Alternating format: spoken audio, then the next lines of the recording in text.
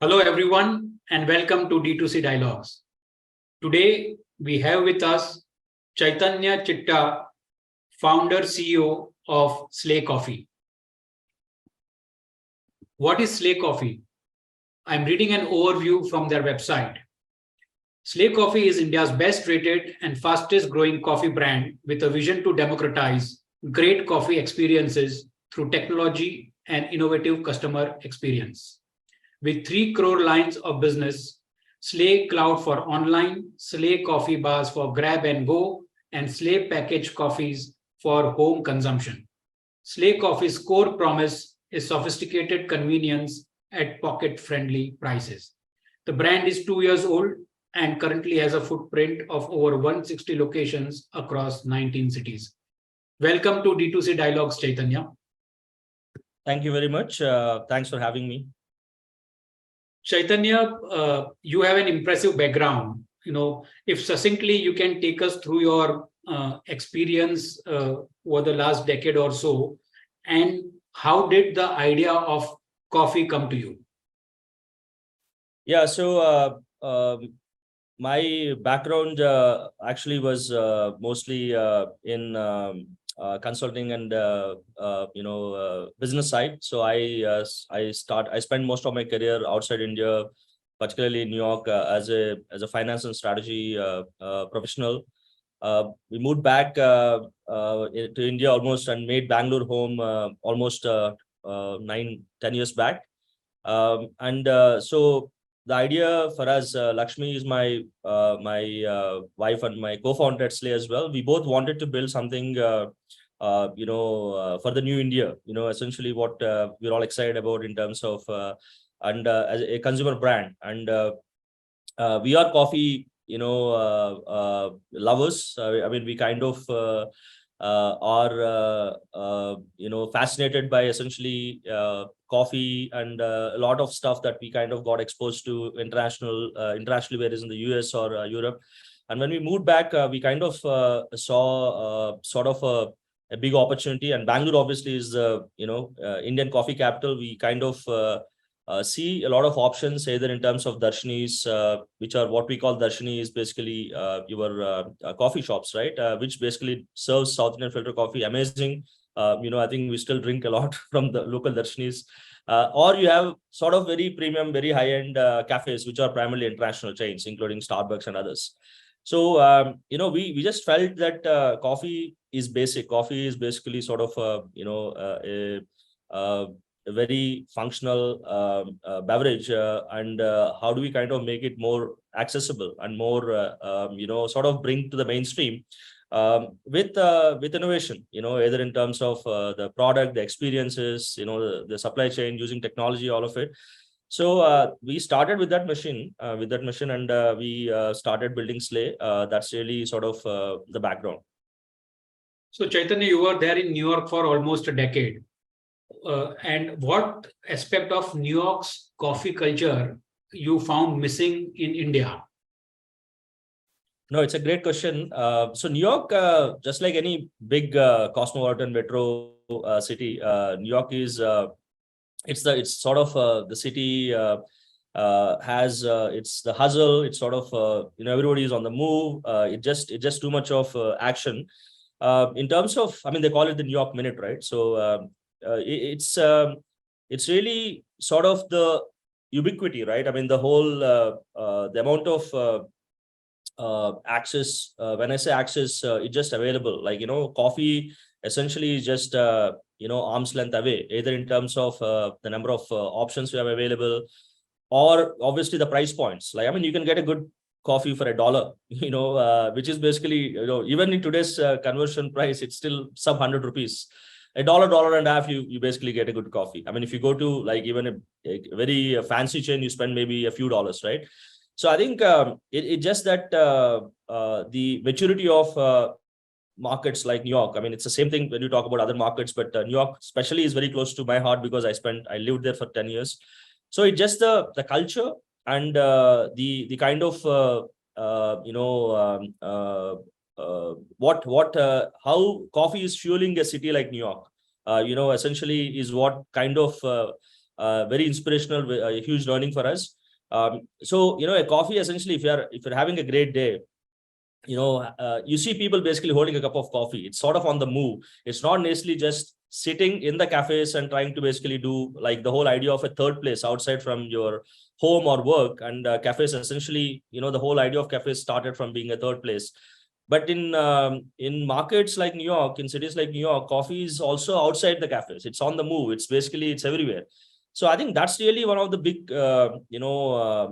cultural shifts. I would say India is ready as an emerging market, and obviously the Indians. I mean, that's really what we're also focusing. It's not just coffee beyond the confines of your sort of cafe alone. So I think available everywhere. It's accessible. It's affordable. It kind of makes as a brand how you kind of play your small role to make the movements of our customers better. Whether they're having a sort of a great day or not so great day, a cup of coffee basically gives you that liquid courage. So it's really, those are the aspects that we kind of learn from our experiences. When did you decide that coffee is the product and the industry I want to get into? You have an excellent background in consulting, in finance, etc. And your co-partner, your wife, also has a similar kind of a background. But coffee was something which was never ever related to you. And what made that idea, become a full-fledged business? Yeah, no, it happened. This wasn't our first, sort of idea that jumped into our mind, right, when we want to do something. But it's sort of kind of we got there when we sort of wanted to build something. I mean, as I said, I mean, building a consumer brand is something that we were super excited about, because building a brand is essentially like you're kind of how you deal with a kid. You kind of have to, there's several phases. You just have to kind of think for the long haul, and it's constantly an iterative process. Excited about building consumer brand, and when we decided to do that, within the consumer brand, we kind of thought coffee makes sense, because coffee is something that we were obviously very, as I said, personally passionate about. And also, it's just not just a product. We're not just trying to peddle coffee. I mean, it's also something, when you're building brands, right, you're also kind of building a culture, an influence, a kind of sort of a overarching experience for the customer. So you kind of play some amount of impact role, and that's definitely one motivator. And also the desire to kind of create impact either on the front end by creating jobs, or in the back end working with the farmers.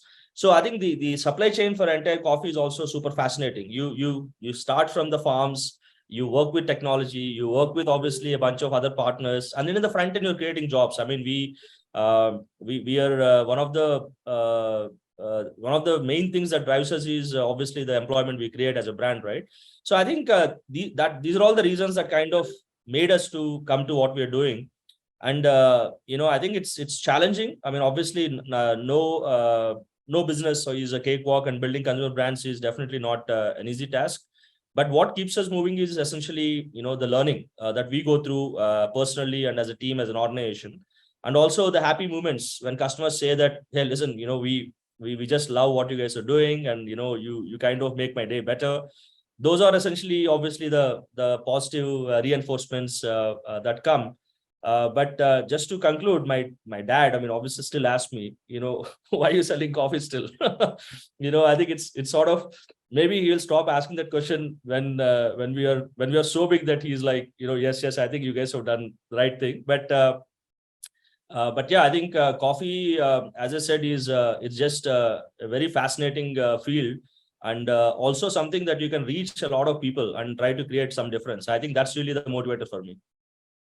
Chaitanya, you are competing with established global chains like Starbucks, and also local and regional national players like Blue Tokai and Third Wave Coffee, etc. And how do you differentiate yourself?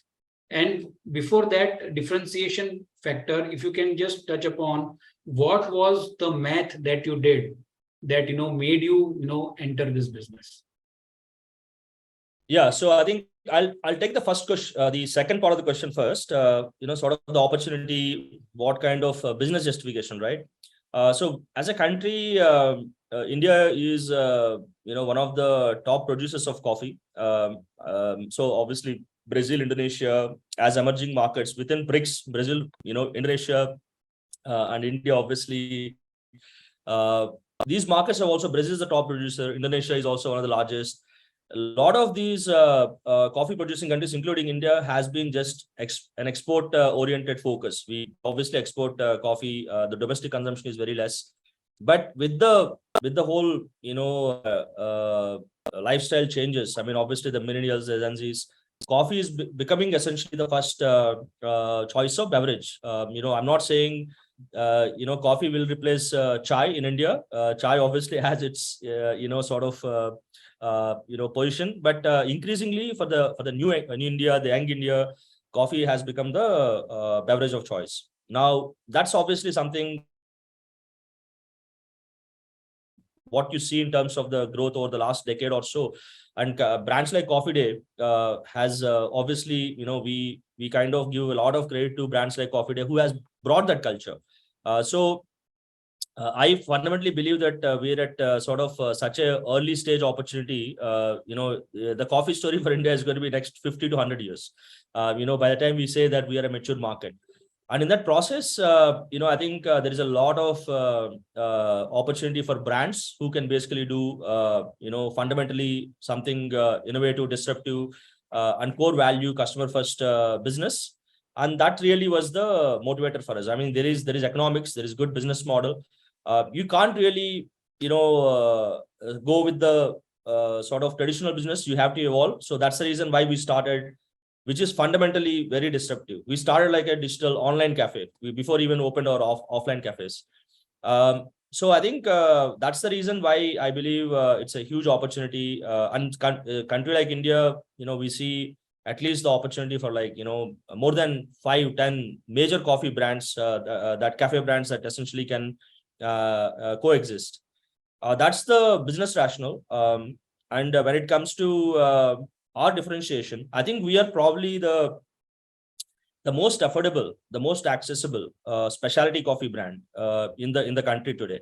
Our access obviously will continue to obviously open more locations, more geographies within the cities we operate, more outlets.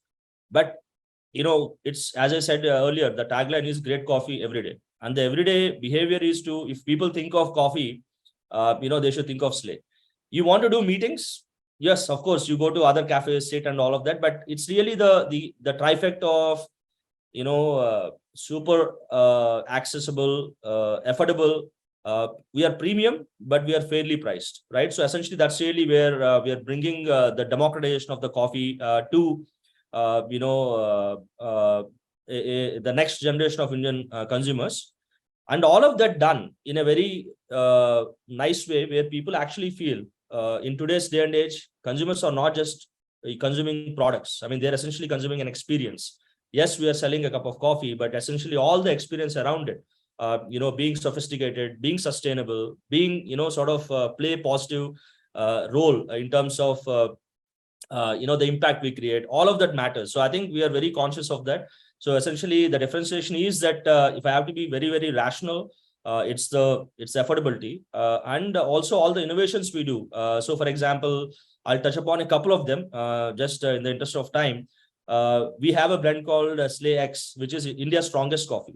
So what we realized, because we are 100% digital, we get a lot of feedback. The feedback loops are very strong and very frequent. We realized that a good 35% of our customers prefer strong coffees. So we went and developed a blend, which is with 100% Indian Robustas. Indian coffee primarily is Robusta coffee, which is very popular. We export a lot of that coffee internationally. But that the goodness of those Indian Robustas is not made available for our own customers, for our own people.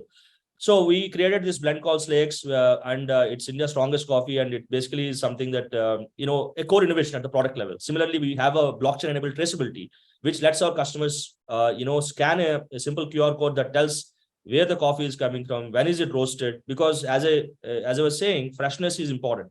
coffee, the fresher the roast, the better the cup quality is.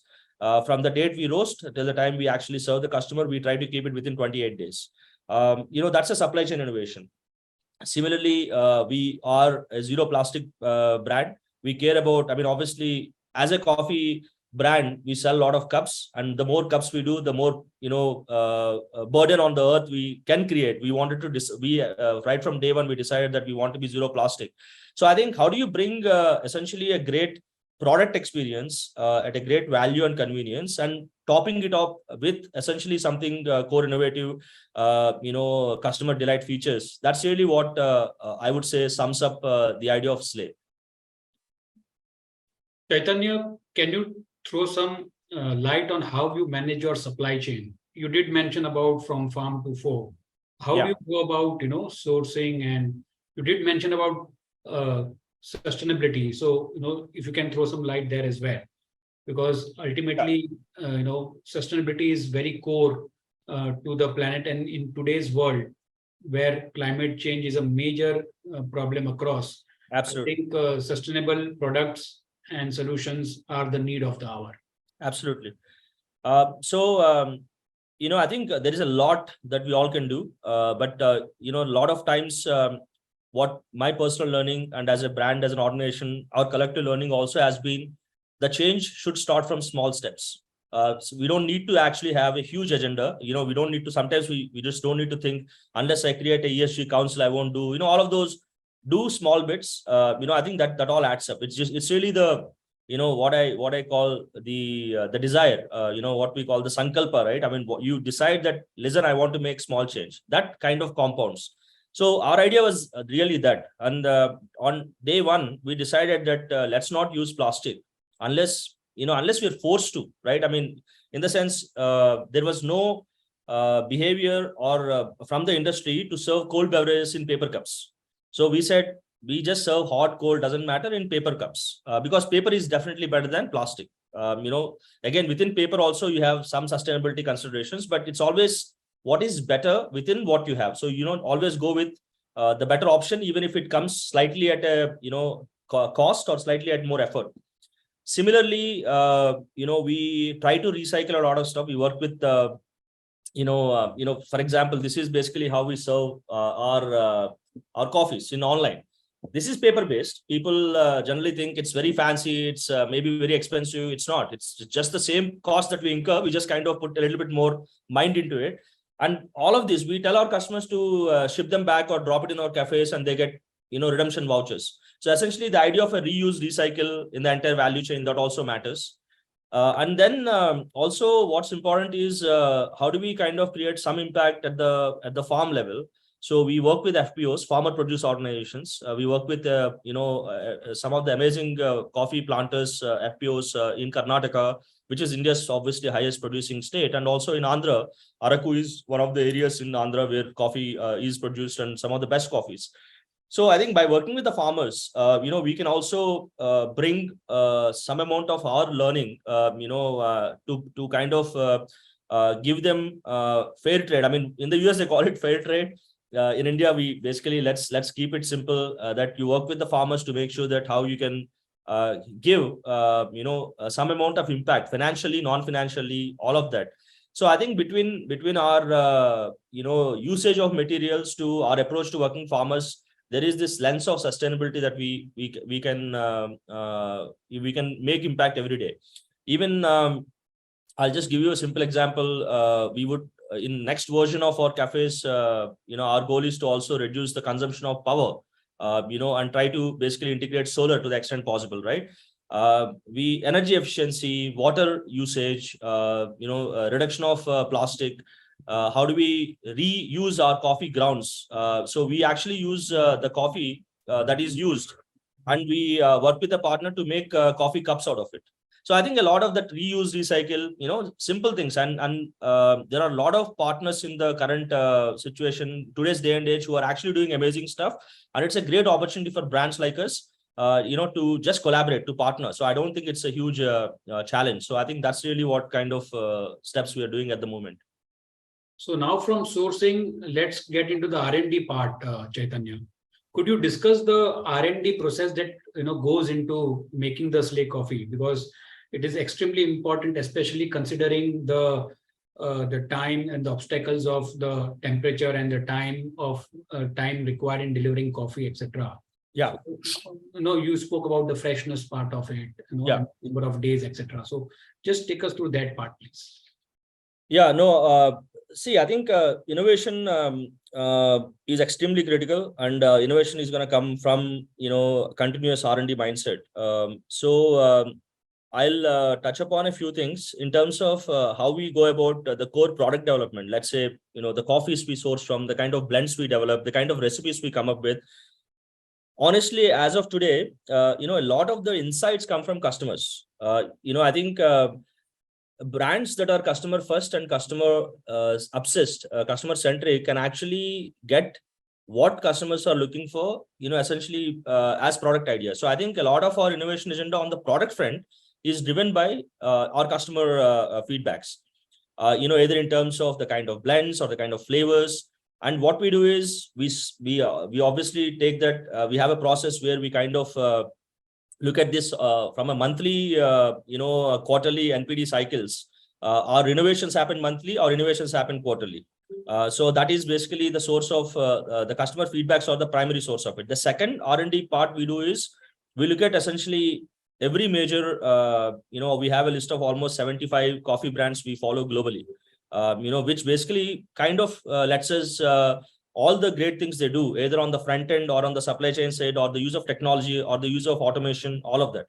So, I mean, I think it's a huge learning for us to kind of learn from our peers, especially globally in markets that are more advanced. So that's really the two, I would say, more core source of how we kind of go about our innovation agenda. We also have people who are essentially passionate. For example, we have one of our product managers. He's a national, award barista champion, award-winning coffee maker, coffee brewer. So his name is Sumit. Similarly, our product function is led by, a senior manager called Mohak, who comes from, all his time is spent in, coffee for the last decade or so. So I think a lot of, customer insight, industry practices, especially what's happening globally, coupled with obviously our own passion in terms of what we want to do as a brand. All the things I mentioned about, like, we want it to be obviously great experience, at the same time affordable. So it's also important for us to bring a human lens to it, right? Everything that we're looking at. So that's really the part of the innovation philosophy that we do. When it comes to, say, packaging, I'll just take the example. This is basically like currently a 1.3 version. When we started, our problem statement was very simple. We said, we need to give one single cup of coffee hot. Delivering cold is easy, without spillage and without temperature losing, and without it getting sort of tampered. So it took us 3-4 months of various materials, various trials, having done this across different road conditions in a city like Bangalore, in traffic conditions. So I think a lot of this stuff is not giving up. I mean, if you know that you want to basically give X delight to the customer, work backwards, and you obviously will come to it. And we are very proud that what we do with our packaging is emulated by a bunch of people. I mean, I think some of the international brands who operate in India also kind of took inspiration from us to kind of do what we are doing. But yeah, I think we have 4 values. I'll just close this with one last thing. We have 4 values that we tell all of us. It's customer first, courage, ownership, and curiosity. So these 4 values kind of drive us. If you are curious and we are customer first, it automatically drives innovation agenda for the brand. The 4 values that you mentioned: customer first, curiosity, ownership, and last one was ownership. So customer first, ownership, courage, and curiosity. Courage and curiosity. Excellent. So courage is go to places where people haven't gone, and break things that nobody has broken before, or ask tough questions that irrespective of where you are. I think courage obviously is important for us to, all these 4 is what we feel is the happy combination of disruptive innovation. One thing that I noticed in your discussion with us is you follow 75 coffee brands globally, and you the what kind of innovation across the areas of business that they do. How much this has helped you, in fine tuning your positioning overall as a brand? So I think a lot of this benchmarking is not on the business or marketing side. It was more on the back end innovation side, because the brand and marketing. I mean, the other thing is we're actually we're a zero marketing company. We don't spend on marketing dollars. 90% is all organic. We spend very little in terms of on the some of the sales channels, because we have to kind of it's like the price to play the game, right? But I think a lot of the benchmarking is more from bringing the innovations into the Indian market in terms of the core product and retail and technology experiences. But when it comes to the business model also, someone like Luckin Coffee or a Kopi in Indonesia, these are essentially some very similar DNA as us, right? I mean, they essentially are building strong homegrown brands that are essentially innovating for the home markets, for the local tastes and flavors, for the local nuances. International chains obviously have their agenda. I mean, they obviously are very important in the ecosystem to exist. But there are certain innovations that only domestic brands do. So I think a lot of our benchmarking comes from that lens, that viewpoint. So Chaitanya, I have noticed that Slave Coffee is also known for its merchandise. Now, how does this part of merchandise fit in your overall business model? And how does it compare with your coffee sales? It's a very important aspect of our offering to the customers. So merchandise essentially is a way for us to be relevant and resonant to the customers. So a lot of the merchandise is either it's a small coffee gear, how you can make a good cup of coffee at home, or it's really sort of stuff that consumers can actually love to use. Either it's Slave t-shirts or Slave journals or Slave sort of, as I said, the recycled cups, we sell all of that.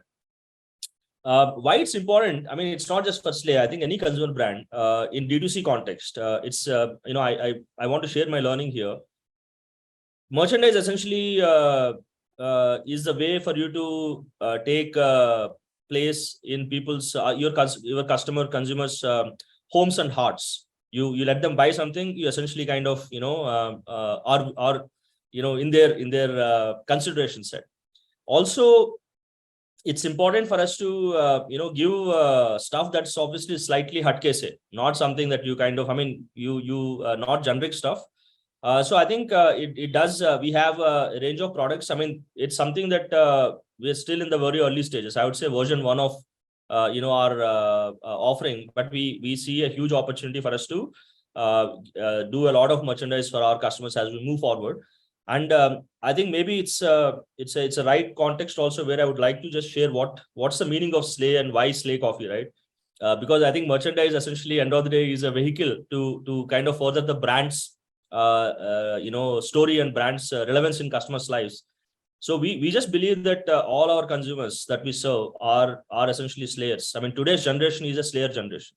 Gone are the days when you do things just because your parents told you to do so, or the society wanted you to do. Everybody is there is a free choice. There is a free will, and the free will essentially makes you do what you want, what you care about, what you really want to go and get from your life.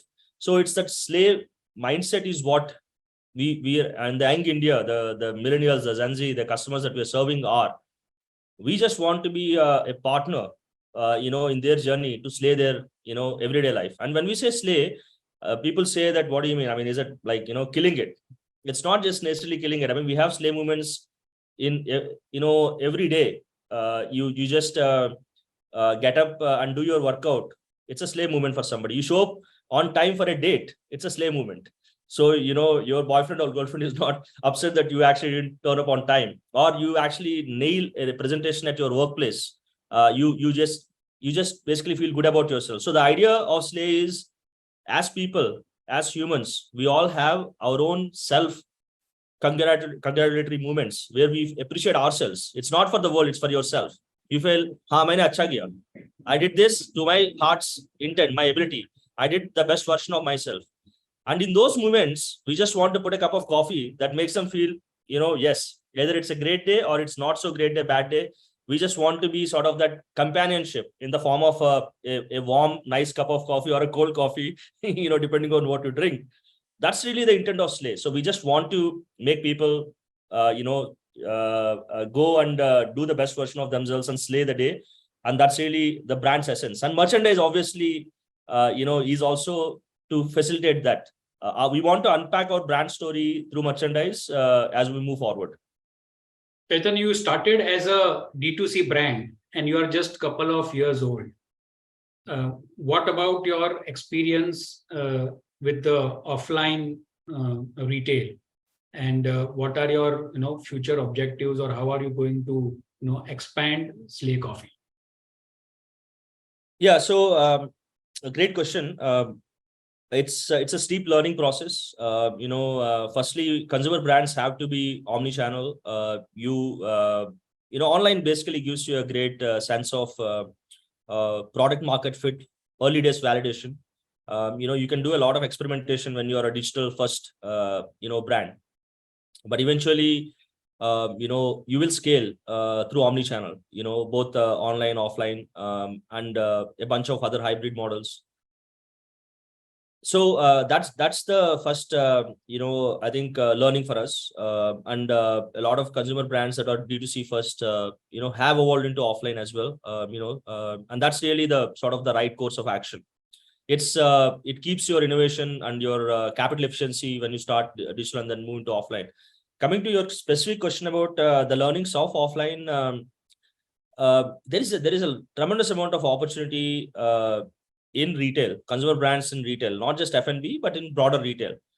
How do you bring the retail experiences in offline with innovation mindset, either in terms of efficiencies, in terms of technology integration, in terms of being nimble. So I think as a challenger, early stage consumer brands, we have that opportunity to sort of go with a very non-traditional mindset to try that. So, for example, we thought that we could just operate, just grab and go. To be honest, I mean, we when we started offline, we said, let's not even provide any seating. Let's just kind of do a grab and go experience. And we realized, yes, it's a huge opportunity, but the timing of that is slightly, it's not ready now. So I think you also have to do your experiments and learn from the consumer feedback. So you have to take certain bets, but you have to calibrate that based on the customer feedback quickly. We also, as I mentioned, are 100% cashless. Even in our offline stores, we don't take cash. The reason for that is, cash, the customers that we serve, yes, agreed that there are maybe less than 5% of our customers who would like to pay by cash. But that's the trade-off. I mean, we decided that we would rather deal 100% digital, and for various reasons. It basically makes us lean.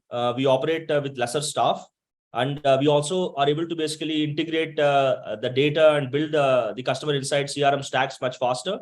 So I think some of these bets is what you need to take in retail. You can't just expect to succeed by just staying the sort of the beaten path. So it's important for brands to kind of tread something unique that goes back to their DNA and goes back to their core customer promise. So I think that's really the journey that we've been through, and we still very offline is less than a year for us. I mean, there is a ton of learning we are looking at on a daily basis. Our customers are teaching us every day. Obviously, the other brands you kind of keep benchmarking, but it's been phenomenally exciting for us. One of the biggest insights for me in this interview here is that you are accepting only digital and no cash. Even trading off with 5% of your customers who would be cash and letting it go 95% is what you are keeping with yourself, but the whole objective is to get that data, and then with that data you get the gold mine. Data is the not the new oil, it has been the oil over the decade now, but Absolutely. yes, today it's all about data. And I think, Chaitanya, this is an excellent strategy that you have implemented, which is worth noticing and understanding and studying as well. And I embrace. I actually would request more brands to embrace this. I think it's a really good smart strategy. We will prove at scale about this, but I think it's also efficiencies. If I accept cash, I'm adding at least a couple of more staff at every store I operate, whether it's coffee shop or any other retail shop, right? So it's you're absolutely right. Data and also efficiency. So I think if I want to look, we want to give the best coffee for the most affordable price. The onus is on us to constantly innovate to bring efficiencies. That's the only way. And I always go back to one of my favorite examples is IndiGo. I was just reading a news article today also. IndiGo has 62% market share. The next person, Air India, has 10% market share. What IndiGo has done is they democratized flying, and they did everything where they could give great experience of flying to every Indian from point A to point B, at the same time giving it at an affordable price. So, I mean, we essentially trying to do the same thing with coffee. Coffee is such a simple pleasure. Why do we basically make it super? Why don't we make it super affordable, super accessible, so that anybody who wants a cup of coffee and kind of slay their day have something for them? Good. So we come to the final leg of this interview, Chaitanya. This is a rapid fire round, and I'll be throwing some questions at you, and you can bounce it off. I hope I do better. No, you have already done it. What is your favorite coffee blend from Slay Coffee? We have a blend called Madras Mud. It's a combination of our signature 100% Arabica and our Slay X, which is the Robusta blend, as I was telling you earlier. So Madras Mud is my favorite. I end up drinking it probably at least 1 cup of Madras Mud every day, either at home or at our work. Sure. What is the most memorable customer feedback you have received? This was during, I think, COVID time. We got a message on our Instagram from a couple. They did order Slay more than 100 times over a period of 100 plus days, almost every day.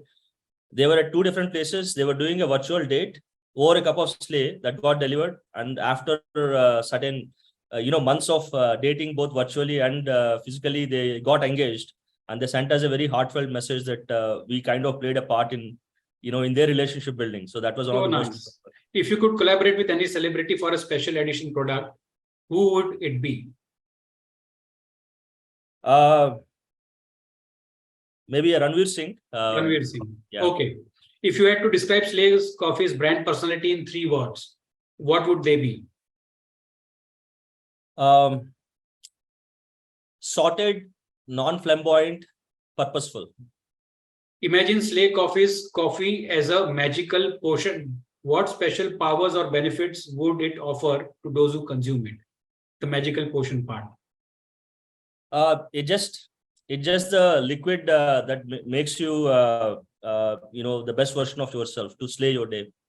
Best version of yourself. If you had to sum up the taste of your products in a catchy slogan, what would it be? Once you go slay, you never come back. Okay. If you could describe the future of coffee shops in 1 word, what would it be?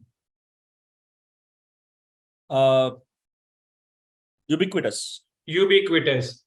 And name 1 brand that you see as your closest competitor.